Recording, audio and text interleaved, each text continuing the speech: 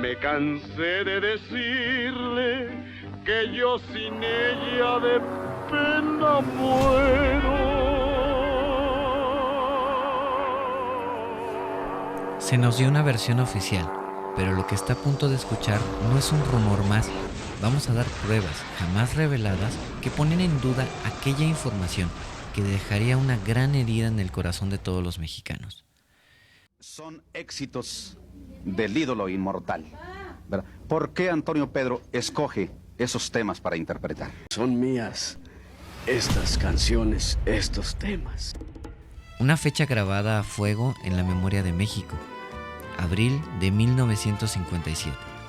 En aquel entonces, los calendarios de pared parecían detenerse, el aire se hizo más pesado, el color de la vida de pronto se volvió gris.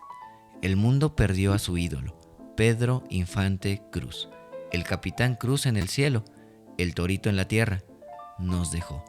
Un accidente aéreo, dijeron, pero para muchos, el corazón de México no se detuvo por la tragedia, sino por la duda. ¿Murió Pedro Infante? Es hora de que ese silencio se rompa. Le dicen, quítate la esclava, y se la ponen a la otra persona y lo suben a la avioneta. Le dijeron, a partir de este momento tú ya estás legalmente muerto. Para entender el tamaño del secreto, hay que recordar el tamaño del hombre. Pedro Infante no era un simple actor o cantante, era el hermano mayor, era el hijo pródigo, el novio eterno de todo un país. Sus películas, Nosotros los pobres, Tizoc, Dos tipos de cuidado, eran más que cine, eran espejos de nuestra propia vida, de nuestra risa y de nuestras lágrimas. Pero detrás del traje de charro impecable, de la sonrisa pícara y la voz de terciopelo, estaba un hombre de pasiones profundas, y su mayor pasión, además del aplauso, era el cielo. Correcto. Danza 904, listo a despegar. El ídolo de Guamichil era también el capitán Cruz, un piloto que acumuló casi 3,000 horas de vuelo, un riesgo que, según la historia oficial, le costó la vida el 15 de abril de 1957 en el amanecer de Mérida, Yucatán. En uno de esos viajes de avioneta, le dio curiosidad a él y dice, caray, en todos los viajes que hago, en los servicios de aduanas, nunca me revisan las cargas. Y él dijo, ¿qué llevo yo en la avioneta? Y oh sorpresa, descubre armas, joyas, narcotráfico, y con las personas que le daban la orden de que tenía que llevar esos viajes, él se rebeló. Se nos dijo que la aeronave cayó en picada en el barrio de Villas de Pacantún, una explosión devastadora, restos irreconocibles, muerte instantánea. Y aquí es donde el misterio comienza a tejer su sombra más densa. El primer nudo, el cuerpo. Lo meten en una caja, y luego ya la caja que llega a México es otra caja, y luego ya la caja que está en el Jorge Negrete es otra caja. Decía mi abuelo, cómo les gusta hacer circo a estos cuates, ¿verdad? Se identificó el cuerpo por una placa de platino que Infante llevaba en el cráneo, resultado de un accidente aéreo anterior en Michoacán, y por una pulsera de oro en la muñeca.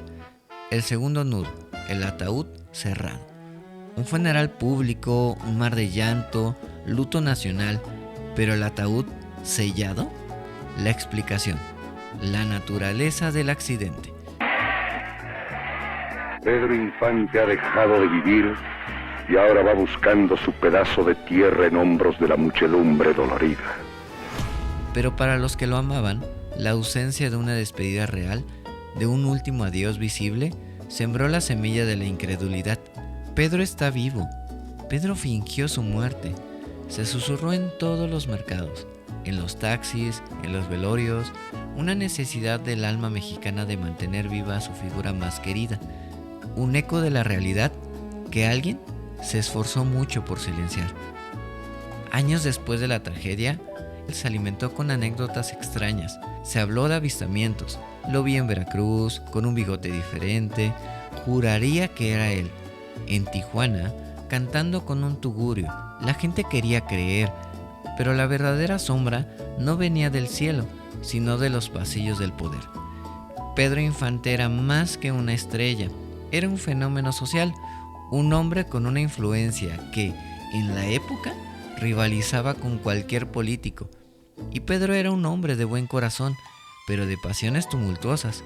Su vida sentimental, sus amores públicos y susurrados lo colocaron en el tablero de ajedrez equivocado.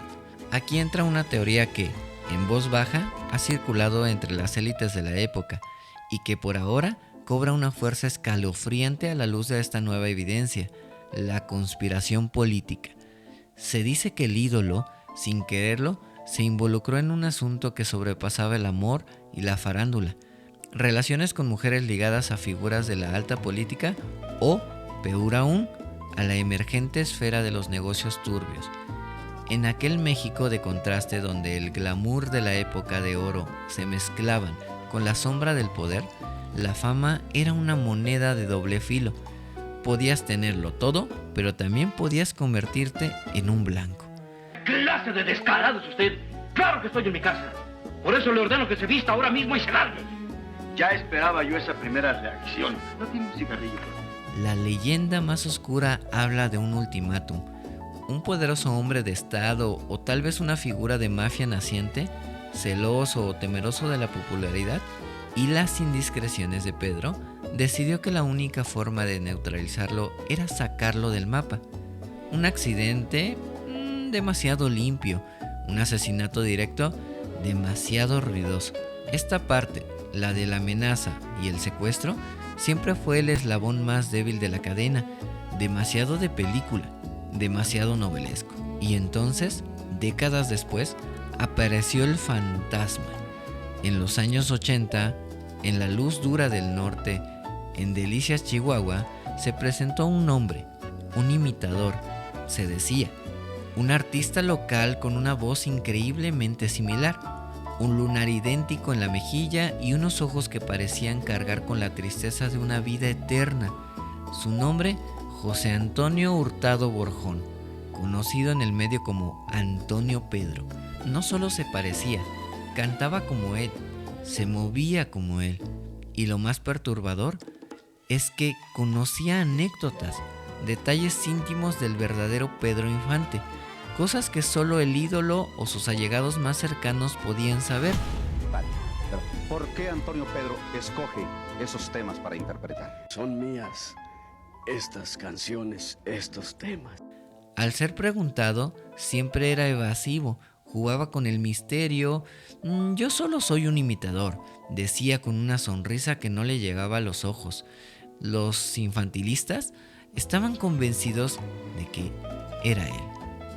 El hombre que no murió en 1957, el hombre que había sido liberado o escapado de su cautiverio en algún momento de los años 80, con la orden estricta de no revelar su identidad, so pena de represalias contra sus seres queridos. El hombre que, con la edad, la vida dura y los castigos físicos, había cambiado lo suficiente para ser otro, pero no lo suficiente para borrar la esencia del ídolo. Antonio Pedro vivió hasta 2013.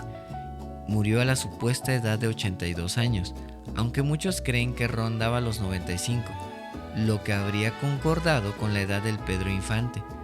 Fue enterrado en Delicias y con él se fue la última gran esperanza de una revelación, o eso creímos, pero la verdad tiene la obstinación de una mala hierba, se abre camino a través del cemento, de la tierra y del tiempo.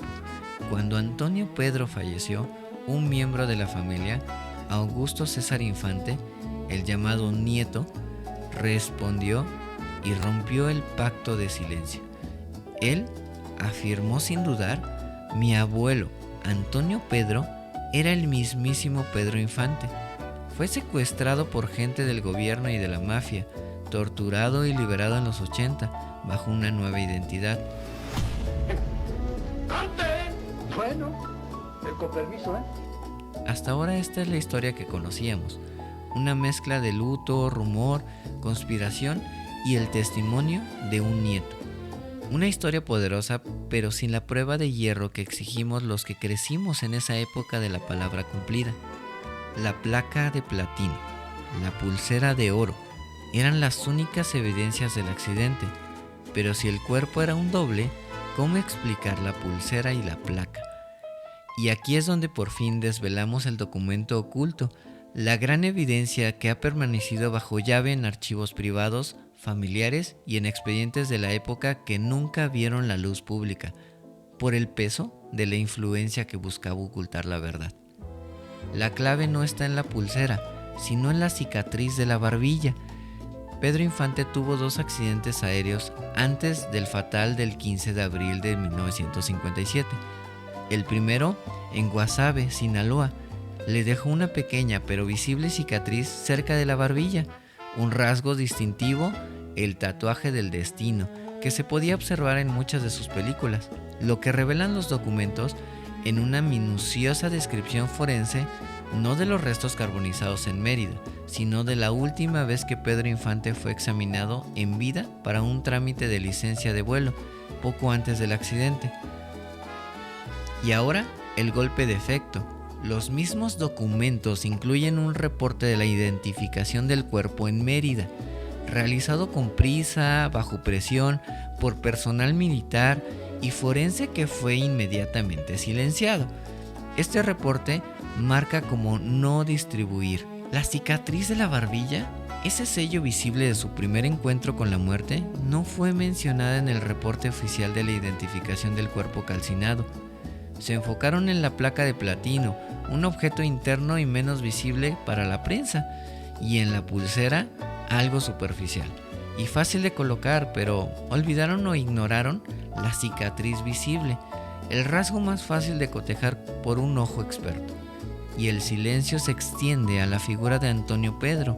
Quienes lo conocieron de cerca, quienes le vieron sin el maquillaje de imitador, aseguran que la cicatriz de la barbilla la tenía. La gran evidencia, entonces, no es un hallazgo, sino una ausencia en el archivo oficial. La omisión deliberada de la cicatriz de la barbilla en los restos de Mérida contrasta con la presencia de una cicatriz idéntica en el rostro de un hombre que se hizo llamar Antonio Pedro. Bueno, muchachos, se acabó la tristeza. Siéntese, compa. Ah, cómo andaba tarugado, ¿verdad, Dios? Esto no prueba la supervivencia de Pedro Infante con certeza, pero da una base tangible, forense, al rumor que alimentó a todo un continente durante 68 años. Sugiere que el cuerpo identificado en Mérida no era el suyo, que un cuerpo fue puesto en el avión como carnada, mientras que el verdadero ídolo era llevado a un cautiverio, a un doloroso exilio de sí mismo. Pedro Infante, el hombre, se vio obligado a morir para que Pedro Infante, la leyenda, pudiera ser silenciada y manipulada por las fuerzas oscuras de su tiempo. Su vida, sus amores, sus pasiones, todo era demasiado grande para ser contenido por la realidad y, al final, el destino le dio una muerte tan dramática y novelesca como cualquiera de sus películas.